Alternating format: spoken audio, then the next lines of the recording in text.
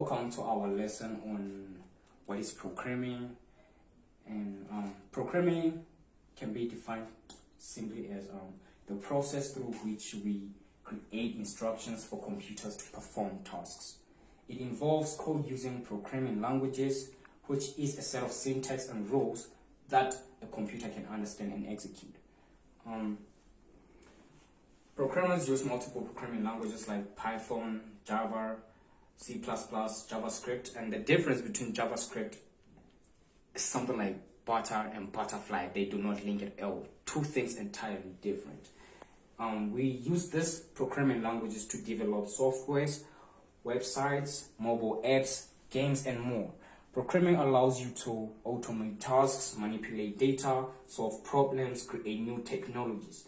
In a layman's perspective, a programming language can be defined as the process through which humans communicate with computers to make them do exactly what they want. The instructions. We're still on the topic of coding.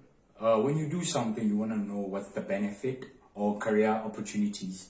And with me, I have a list of career opportunities. Whether you are fully employed or self-employed or even a freelancer. For freelancing, you can have websites like Upwork, LinkedIn, or Fiverr. Whichever website you opt for, you still have people who come to you for your job. So as a freelancer or as a full employed or self-employed coding professional, you're going to be doing visual reality development, app development, software development, data analyst, cybersecurity analyst, gaming developer or tester, machine learning, AI engineer, ethical hacking. These are all opportunities that you can have, and there is more. I just highlighted the list. And from which sectors are you going to be working from? You can work from NGOs, non-governmental organizations, government organizations, home, self-employed, freelancing, and private sectors. But any sector that needs a coding technician can hire you. Any sector that needs a coding developer can hire you. Whether be it health sectors or be it telecommunication sectors. For instance, in Lesotho we have Econet and Vodacom. They can hire you.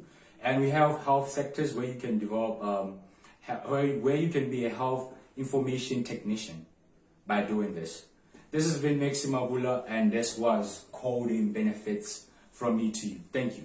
So you're probably asking yourself why you should venture into programming, either as a course of study or as a job or as a hobby.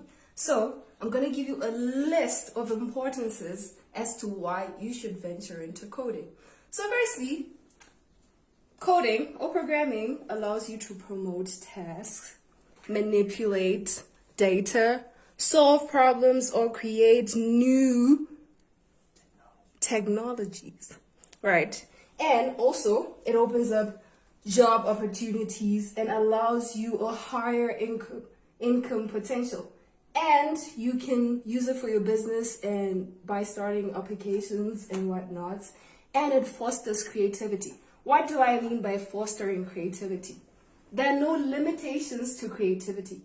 As you all know that computers are only novel electronic boxes, but with programmers creating or providing instructions to inform softwares, we can create a whole different world. And programming allows you to solve problems by sharpening our minds with skills.